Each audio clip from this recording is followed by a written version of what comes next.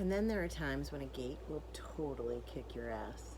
So it's me, Tammy, and this is another episode of Where's the Sun? Um, Yesterday, I believe, we moved into the gate 6, so we'll be in the second day out of the 6 days that the sun stays in a gate. Um, 6 is an interesting gate. It's a strong energy. It's an aura busting energy. It is full of things like sexual energy and frustrations. It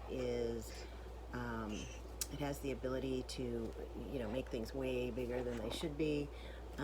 It carries with it the energy of protection. So, like, it's the mama bear gate. So, like, somebody questioned something about my child last night, and the 6 took over. I think I have that in my chart anyway. But it's also the kind of energy, like when you walk into a room, people know you walked into a room. Whether they're facing you or their backs are turned, it's just a really powerful energy. And I was just looking at another one of my books because I'm upgrading my computer, but this is a great book if anybody ever wants one. It talks about all of the parts of the gate. It can't really lay it out like a reading does for you, which I do have time to start doing those on a regular basis again. So if you want a reading, you can let me know.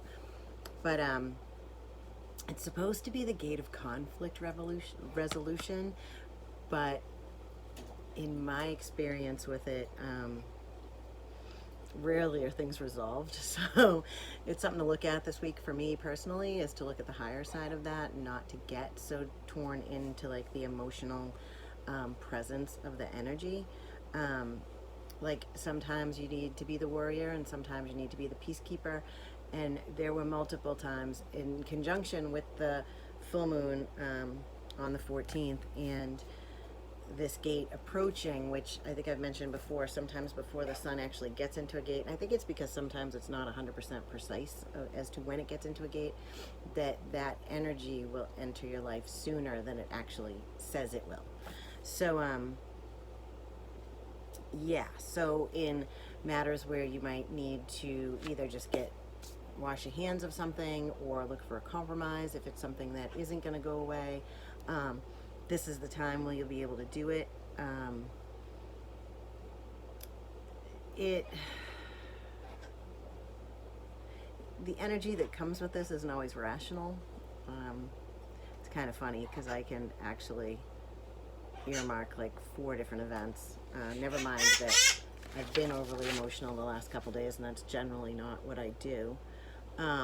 But this energy, it carries with it the responsibility to bring balance and to bring things together. Ultimately, that's what the higher energy is, and the lower energy is that constant friction and bumping and fighting and frustration and, being emotional without real cause for the emotion to exhibit itself that way. So a lot of people, if you don't have this, you're going to feel really off this week. Or you're going to feel like a heavy emotional burden. And those are always good times to either, if you never had your chart, to get one because they just show so much information. What can happen here is the planting of seeds for the future. So in all of the weird things that happened to me personally, and I'm assuming things have happened or will this week for you, is if you can, one was work related. So you plant the seed there. You plant the seed to grow the relationship. One, it kind of was just like a frustration thing. I don't really know what the seed is for that at this point in time. And another one was the seed has been planted to no longer visit that person, place, thing. So it can be clearing, it can be heavy, it can be annoying. Try to, Rudy's whispering scary, so I guess it could be a little scary. Right, Rudy? It can be all those things. So make sure that you're smudging, if you use sage, burn it. When you take a shower, imagine all like I always call it black goop from like Spider-Man, like get that off of you. stand in the wind and let it blow the energy by you. Anything like that. Put your feet in the grass and let it go back into the earth. You know, whatever it is that you have to do, just make sure you're constantly refreshing your energy and getting away from that situation, whether it's something you can easily walk out of a room or you don't visit it or whatever.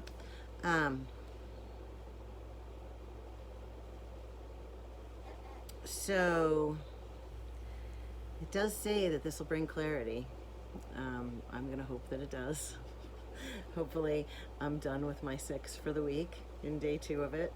And again, if you have any questions, you want more information, you'd like a reading, you want a free chart, you can always get in touch with me. You can comment here. You can message me on Facebook. My website is still tammymurraycousins.com. You can check that out, and there's ways to get free charts on there as well. So anyway, have a great week, everyone. Take care.